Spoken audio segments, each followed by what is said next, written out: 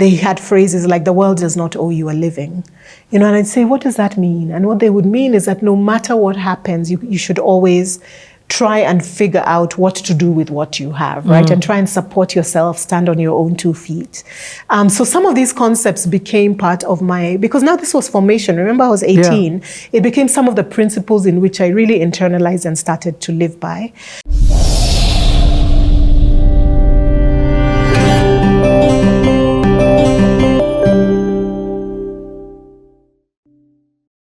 Video 3, CTA. I am loving the conversations on screen and off screen. I'm loving this one. This one is worth sharing. I always say that if you're catching us here, go back and watch from the beginning, because there's so much side conversations that happen within the CTA that have so much value in different places and spaces that you may be in your life. So watch this thing. Even if it will take you long, watch it from beginning all the way. Super valuable. But if you're here, let's continue with the story. You never truly know people until you take the time out to know people. We are with Dr. Laila Macharia. Thoroughly loving this conversation. You've come with the right posture, as I was telling you. You've come to give of your life. So thank you again. I'll keep saying thank you. Before you were a doctor, you were just Laila. And at this point now, your parents have come with a bombshell and they've said, hey, by the way, we had a kamkunji and we decided that you are going. Explain. Take the story from here. So, it was a surprise, but I thought it was a good idea. So continued now to get ready to go. I remember my parents taking some effort to link me to people who had been to the University of Oregon before. There were some Kenyans who had gone there just to prepare me. And this was a very systematic effort from my mother over many periods of time. For example, I had already had a job when I was 15. There was many different things. What job did you have when you were 15? When there was the first time that the Pope came to Kenya, I had a gig where we were hosting the different delegations that were coming from all over the world. So just trying to get me into a place where I'm interacting with people and in adult environments. So at this time, we prepared a lot. We met different people. She specifically tried to really get me psychologically and academically prepared to go. In those days, it was being at A level gave you an advantage, because being that advanced in French, for example, you were able to get some credits back. So as things stood, I actually had 3.5 years to get my degree, not the whole 4. Yeah, so I went. I do remember the night. Just let me. You've again gems that you have. That what would you do now? If, let's say, you had a child who's a daughter, son, who's about to go abroad, and you are not going to travel with them. But even if you travel with them, but let's picture you're not, what can you do to prepare them? I know it's easier now because we have, in an essence, a way to communicate daily. Yes, exactly. But those days it was not like that. Looking back, I don't know if I would have done anything different than my parents did, right? So one is, we always say that you can't prepare the night of or 2 months before. My whole life and the values they had instilled in me and the things they had tried to do, including not making me overly dependent on people to help me, for example, and all of that, was a way of preparing. Weaning you off. Yes, and also the idea of going to boarding school, while it came in not as a deliberate decision, really made a difference. That transition, I think, was really good, to being able to go on my own. And then the rest of it was just, again, exposing me to what I would be learning, exposing me to people who'd been in that environment, and having me talk to all these different people as mentors. Now, thinking back, because they were adults, it really did take a lot of trouble to set me up with all these different people. But I don't think it would be much different. But you're right. Now you can just call the person when they get to Amsterdam, call them again when they land in DC. But in those days, it would take 2 weeks for a letter to get to you. You could make a phone call, but even that was quite expensive. A feat. Yeah, it was a big deal. Yeah. Okay, so let's talk about the night of. On CTA, I actually have a show. It's so funny that you'd bring this up. I have a show called the Diaspora Series. So I interview people in the diaspora, and the core reason as to why I do it is to connect home to the diaspora and the diaspora to home. But this time is such a pivotal moment in their life where they leave Kenya and go and become a diasporan. So let's hear about you becoming a diasporan. Wow, it was really something. You know, in those days, people would come to the airport. There would be a big group of people, extended family, who would come to see you off. And you didn't have problems getting the visa because you had to get the visa? No, you had to get the visa. But then I think if you had the right grades, that really made a difference. Okay. And I think the school also helped quite a bit. And the fact that we had somebody go to that school before also helped. Huh? No scholarship, you were paying full fees? No. We needed a scholarship. And this comes up as a theme all along, right? So in fact, the first year, I already had a partial scholarship. And this scholarship had to do with having to do many hours in a certain number of years, a certain number of hours each year, going into the community to tell them about Kenya. What? Yeah, so it was a scholarship that was done with the international community. So you served, because Eugene, Oregon was a small town then that was quite isolated. So the idea was that you would serve the community, go into schools and expose people to this. And for that, I got a bit of a tuition reduction. Wow. But then that was year one. In year one, my parents carried a lot of the burden of that, except for that scholarship. But now by second year, now I was on my own, because it was so difficult to call a family in Kenya who have other people to support, and you're asking for money in US dollars, and it takes so much to get that money out. You know, in those days, even from a logistical point of view, it was very challenging. We're coming to the day you're leaving. I've not forgotten that, but there's something you've said that is so incredible. And again, remember, I keep telling you, your norm is not norm. Yes. You see, when people think about scholarship, they think about reduction of the money, but you did something which was natural and easy for you to do in terms of the information. You're telling people about your land. Yes. You're telling people about where you're from. Yes. But that's also an innovative idea. Like, who would have thought of reduce my fees and me, I'll come and tell people about Kenya and you're going to America. Like that is... Yeah. There was a program, and it was, there was a Japanese student, some Latin American. So it was somehow arranged between the school and the community. Okay. But it really made a difference. It really did. So I remember that night sitting in the plane on my own. The whole guys really from Shams came to say bye. Everybody came.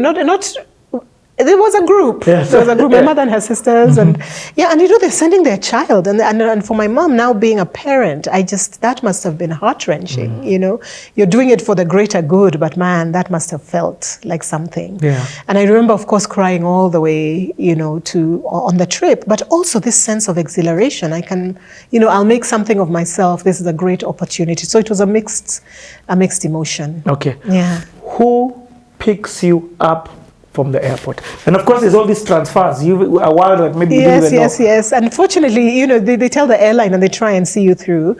So when I got to the other side, I had an uncle who collected me. I landed in Baltimore.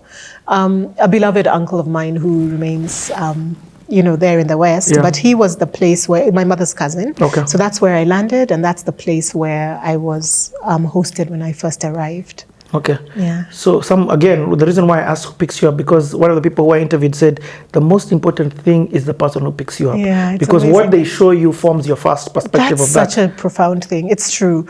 And the kind of life, because sure, if you've done the diaspora series, people go there for different things. There's some people who in those days were just getting out of Kenya.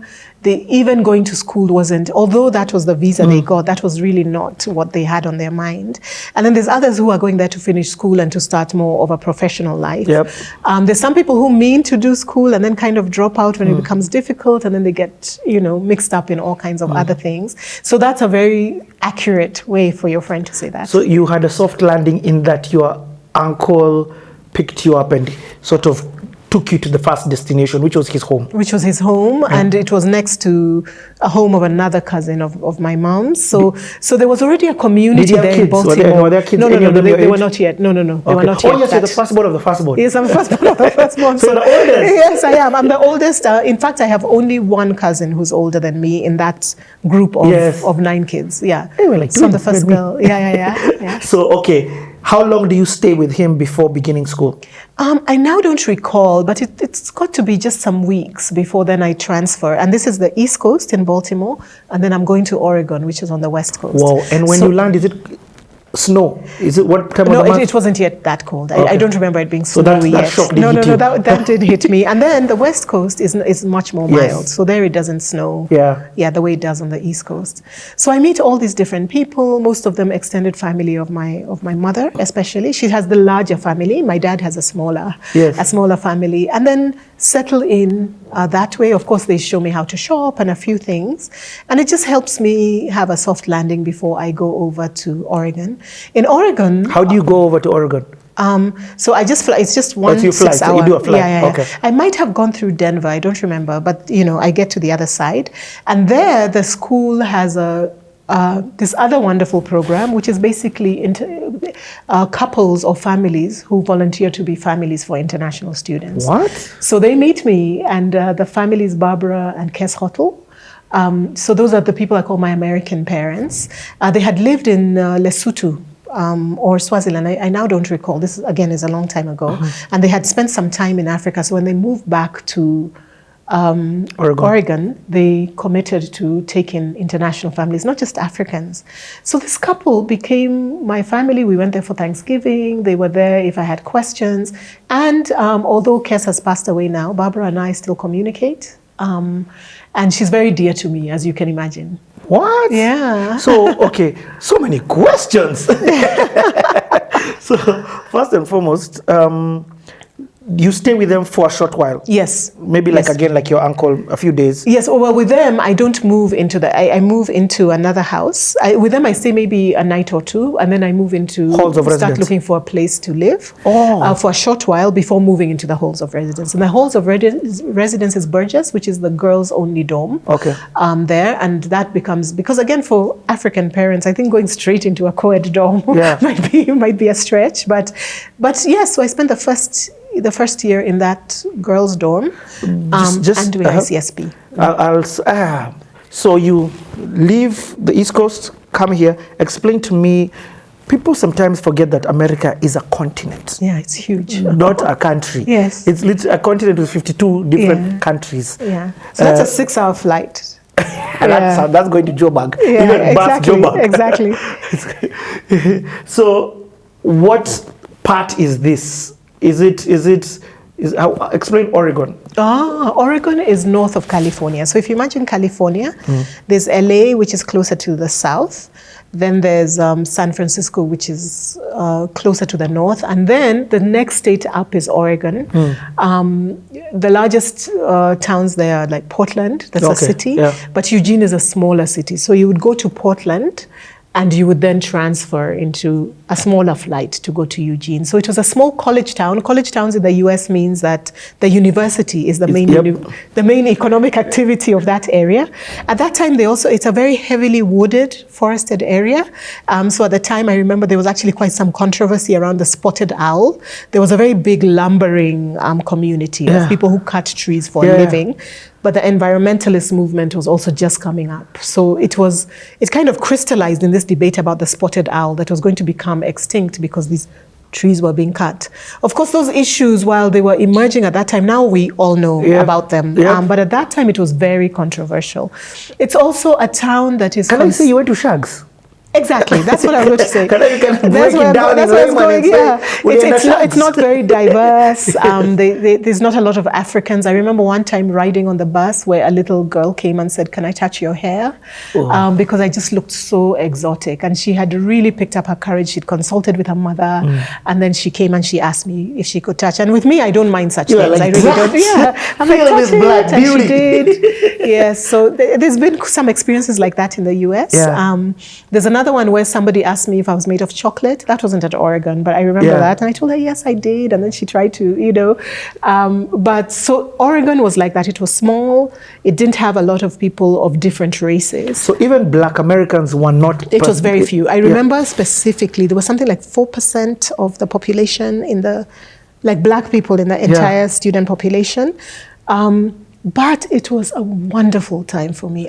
Oregon I continued to flourish. It was just wonderful. Now get in. Now we've started school. I've understood the content. I love. Remember those jigsaw puzzles? Yeah. Like, where is she going? Where is it? Yeah. How does it fit into everything? Yes. What kind of community is there? Is there racism? I'm trying to picture all of these things. So now, from still the school perspective, from university, education now. Let's tap into that thing, because you've gone there to do that. Ama, the typical Kenyan thing where you're a runner. No, I've come to do computer science, which I don't know what it is. Yes. So then I take my first. What year is this? This is now we're in 89. 89. Okay. So I arrive. No, the first, actually, to be fair, what happened is that I stayed with the hotels for a short while. Then I went to a community college. So a community college is a sort of, I don't want to say it's a TVET, because that's not what it really is, but it's a thing that allows you to do a 2-year associate's degree. And you can transfer into college, if you want, into university, or you can just use an associate's degree and carry on. Would that be like a technical college here? No. I think I want to say that, but I think because they have something else they call CVET or CBE, which is not this. So I think there's two different paths. But basically, I go to a community college. It's much more affordable. They transfer the credits. You remember the French credits and everything. And now those credits mean that I have even shorter time that I have to take. And so I transfer into the university. So how long were you in this? Just one semester. So I come in March. Okay. I do the semester and the summer, and then now in the fall, which is now August or September, I joined the university, all within Oregon. So the community college is called Lane Community College. Yeah, and it's within Eugene still. Okay. Yeah. So then now you start this college. The university. The university, sorry. Yeah. Explain to me the university and explain to me money. Yeah. Because money is necessary. And that's important, because I think part of what you probably might be difficult to read between the lines is each of these steps are ways to make it possible, right? So this is what middle class, and I mean, you're trying to piece together the jigsaw, right? Like, so it allows, if you go to Lane Community College, it costs much less. You get a few more credits, which you're combining with these other credits you have, all of which is to reduce the time that you'll be paying this the cost of all of this, right? And then who you stay with is also very important, because living costs, all of this is a balance, and it's a strain on my parents, right? The truth be told, yeah? So then I start the school.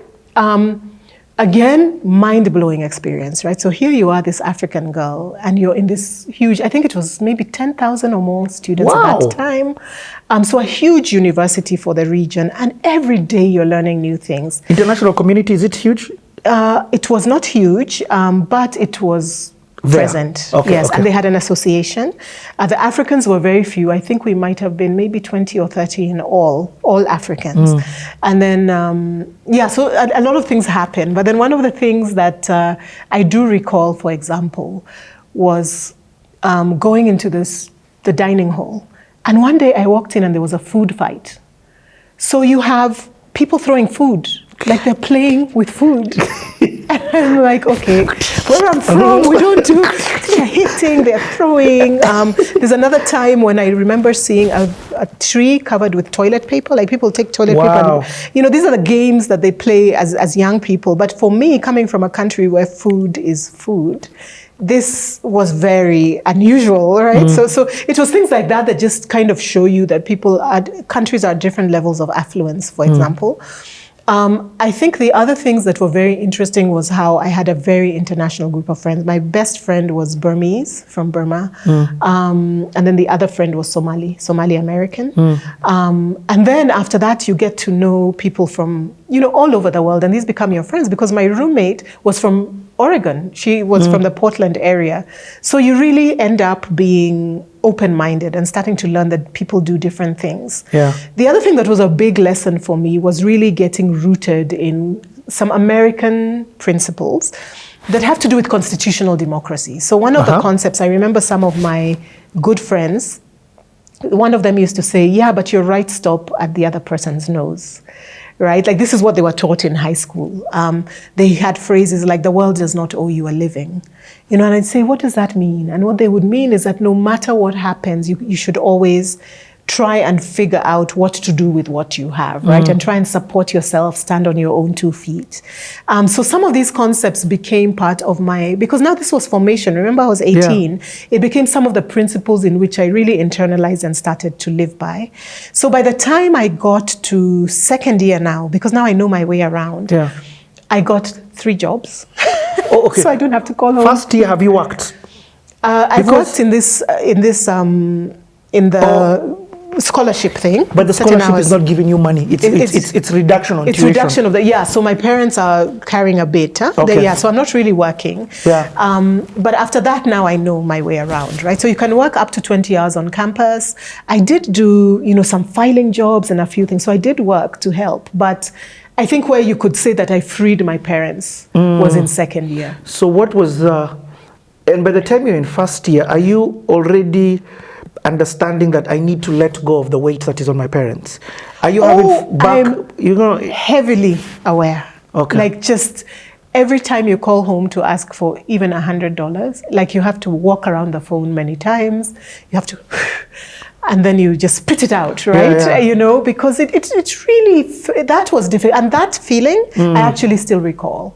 It was very difficult to ask for money. Yeah. Because you've got the firstborn. Yeah, some weight. Of that. Yes. You know what your parents are doing for the rest of the people at home. Exactly. And not just them, right? Yes. Like a whole network. Okay. Yeah. This is amazing context, because sometimes people don't know this side. They're like, you went abroad. Yes, but I went abroad. Oh my. But I have to now start from. Yeah. It's not that my uncle is busy sending me cash. Yes, exactly. Okay. Is your confidence there in first year? Oh, I was very confident, very happy. Okay. Yeah. Because you can be thrown into a different place where you're the minority. Yeah. From the look, from a race perspective even, and then you're from this thing of Africa, that guys, of course, there. And I say this with the understanding of how the West looked at Africa, because Africa's stories weren't out there. Yeah. So they just had this perspective. So even you're coming from, they knew nothing about it, or they had a negative, you know what I'm trying to say. Yeah, so there was some of that, but this philosophy I have kept to date. So being from a place like Oregon, I really, really enjoyed it, even though there's some people who hear we were such a minority and they think it means people are racist. And no, they just don't know. Yeah. And there's a difference between being ignorant or being unexposed and being racist, right? Yes. So if somebody says, I want to touch your hair, they actually have never seen hair like this. They want to touch your hair. And I don't know whether the way we take it now, which is that's an insult, especially when it's a child, is really the stance we should take about life. You can't go to life guns blazing, right, all the time. I really don't believe that. Yep. So it was not a racist experience for me. There were people who did not understand and who I had to explain to. There were people who asked, do you live in trees? Do you have giraffes as pets? All of that. But you say, no, actually we don't. And here's a picture of my house and here who my parents is. And you move from there. And this one, I think I could segue into the present day, because now this race thing has really gotten a life of its own, right? Where people have gotten quite negative about it. And why I say this is because, from what some of the studies that show is that the easiest way, it's not easy, but the most effective way to reduce racism is by people working alongside somebody, people getting to know you. That's what starts to reduce it over time. So if somebody thinks you live in trees and then they have a roommate from Africa and then they meet their parents and then they see, that's what makes you stop thinking people live in trees. Yep. But it's not about expecting to come, the same way I said of leaders, you don't expect people to come fully baked. You don't expect people, in fact, certain people coming from certain places, I would be surprised if they are not racist, if they don't have weird notions, because where else would they get that education, right? So the thing is to have compassion and to work with people and to take them as human beings and look for common ground. And over time, you'll see that people mellow and the friendship goes from there. Now, that's different from somebody who's coming out of the gate, trying to put you, they actually know, but they're trying to make you feel bad. That's a different dynamic, but that's really a minority of cases. I think if we could open conversations around race and prejudice generally, we might make more progress than if you shut people down. Like if somebody has an image of women, for example, and they can't articulate it, then they're just thinking it in their head and you don't know. Whereas if you let them spit it out and engage with them when it's in the room, then you start to move forward. I really believe that. So I tend to be less defensive when people are prejudiced against me in general. Love that. And also, let me add that we're in a global village like never before. So working with different cultures, working with different races is more expected today than it has ever been expected before.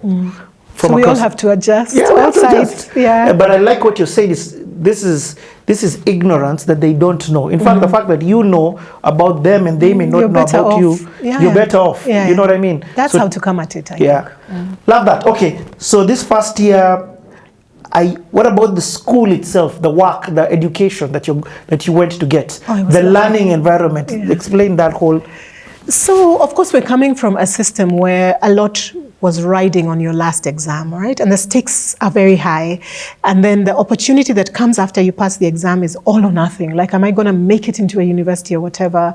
Whereas here, the US system is much more GPA based. So it's a grade point average. So it's an average of how you do. So if you're sick one day and you miss an exam, it's not all or nothing. I loved that environment. What I didn't love was computer science. So from the first class, I was like, The second one, I was like, I don't see the people. Because we're trying to teach us how to code. And I was like, but how does this have any impact on human beings? Where's the art? Where's the creativity? I couldn't. So by the first term, I switched out of that course and changed my major. Did you tell your parents?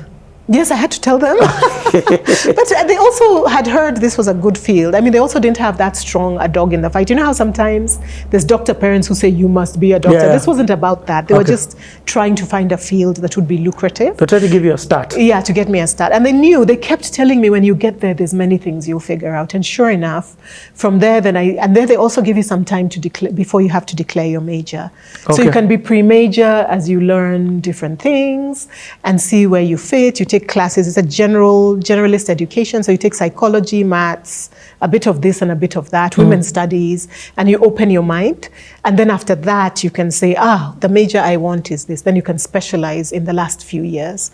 So I took some time, and then I chose to do planning and public policy.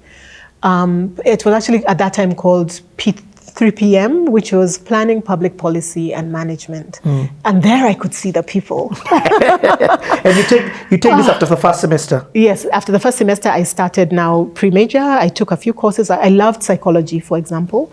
And after that, now I started saying, 3PM is what I'm going to take. I declared it later, but I was already starting to accumulate credits towards that major. And eventually I saw it really worked. It had a bit of urban development and architecture. It was in the School of Architecture. Actually, what's 3PM? Now, open up my mind to this. So it was planning, public policy, and management. Yes. So it was about how do you run government?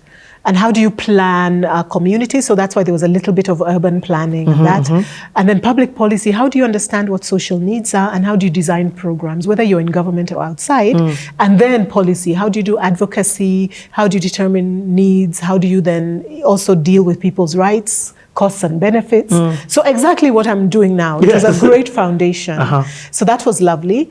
And then as this is happening, now as we move into year 2, I now start to figure out ways to make money, right? So